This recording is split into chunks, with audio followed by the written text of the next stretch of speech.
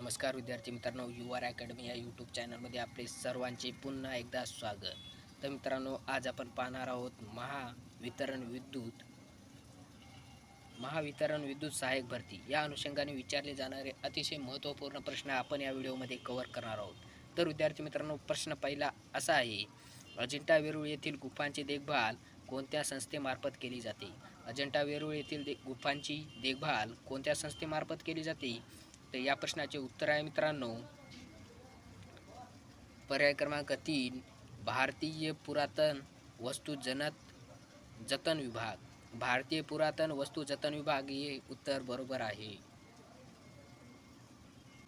तर विद्यार्थी मित्रांनो, प्रश्न क्रमांक 2 असा आहे: दगडी कोळशाच्या जागतिक उत्पादनात भारताचा डॅश क्रमांक आहे. दगडी कोळशाच्या जागतिक उत्पादनात भारताचा डॅश क्रमांक आहे. तर या प्रश्नाचे उत्तर आहे मित्रांनो, पर्याय क्रमांक 3, तृतीय हे उत्तर बरोबर आहे. प्रश्न क्रमांक 3 असा आहे विद्यार्थी मित्रांनो: महान्यायवादीची नियुक्ती करण्याचा अधिकार कोणाला आहे? महान्यायवादीची नियुक्ती करण्याचा अधिकार कोणाला आहे? तर या प्रश्नाचे उत्तर आहे मित्रांनो, पर्याय क्रमांक 1, राष्ट्रपती. राष्ट्रपती हे उत्तर बरोबर आहे. तर विद्यार्थी मित्रांनो, प्रश्न क्रमांक 4 असा आहे: भारतात कोणत्या साली भोपाळ दुर्घटना झाली? भारतात कोणत्या साली भोपाळ दुर्घटना झाली? तर या प्रश्नाचे उत्तर आहे मित्रांनो, पर्याय क्रमांक 4, 1984. तर या प्रश्नाचे उत्तर आहे 1984 हे उत्तर बरोबर आहे.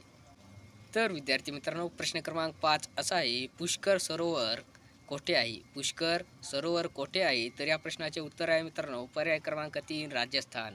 राजस्थान हे उत्तर बरोबर आहे. प्रश्न क्रमांक 6 असा आहे विद्यार्थी मित्रांनो, प्रश्न क्रमांक 6: कोणते आजारात रक्त गोठत नाही? कोणते आजारात रक्त गोठत नाही? तर या प्रश्नाचे उत्तर आहे मित्रांनो, पर्याय क्रमांक 4, होमोफिलिया. होमोफिलिया हे उत्तर बरोबर आहे. तर विद्यार्थी मित्रांनो, प्रश्न क्रमांक 7 असा आहे: भारतात चहा उत्पादनात डॅश राज्याचा प्रथम क्रमांक आहे? भारतात चहा उत्पादनात डॅश राज्याचा प्रथम क्रमांक आहे? तर या प्रश्नाचे उत्तर आहे मित्रांनो, पर्याय क्रमांक 1, आसाम. आसाम हे उत्तर बरोबर आहे.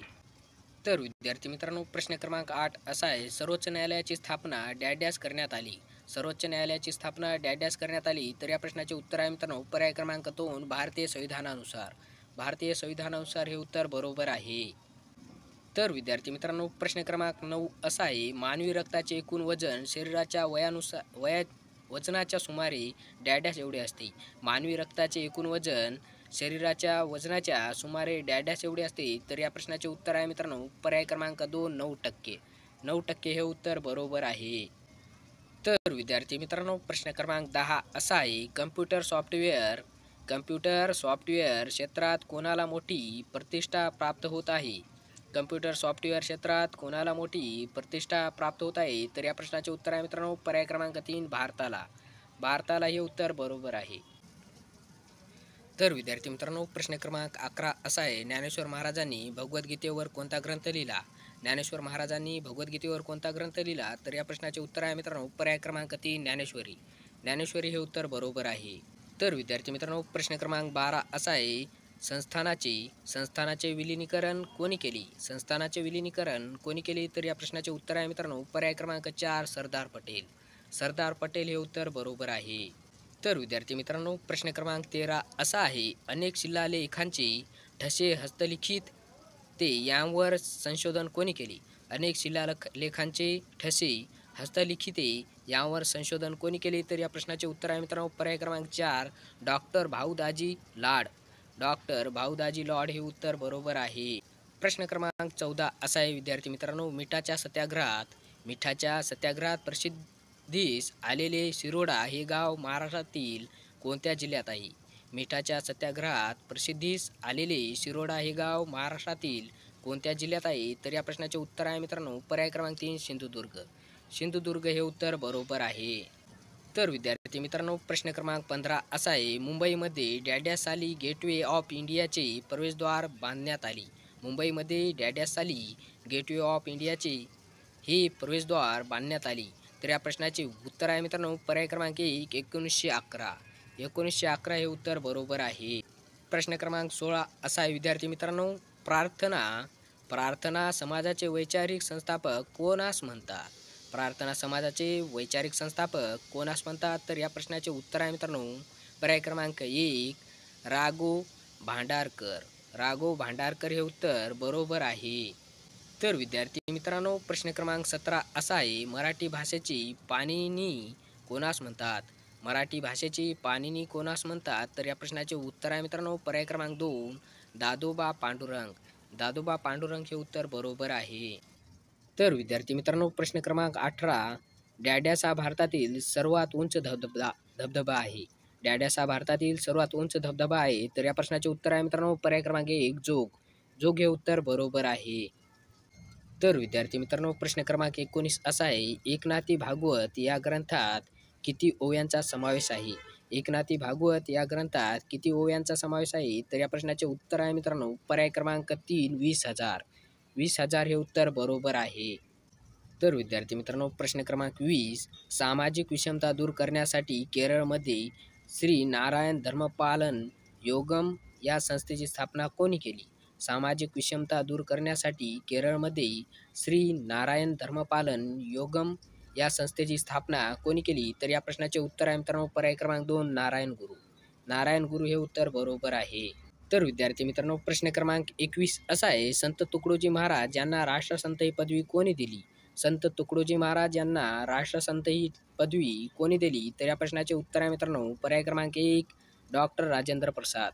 डॉक्टर राजेंद्र प्रसाद हे उत्तर बरोबर आहे.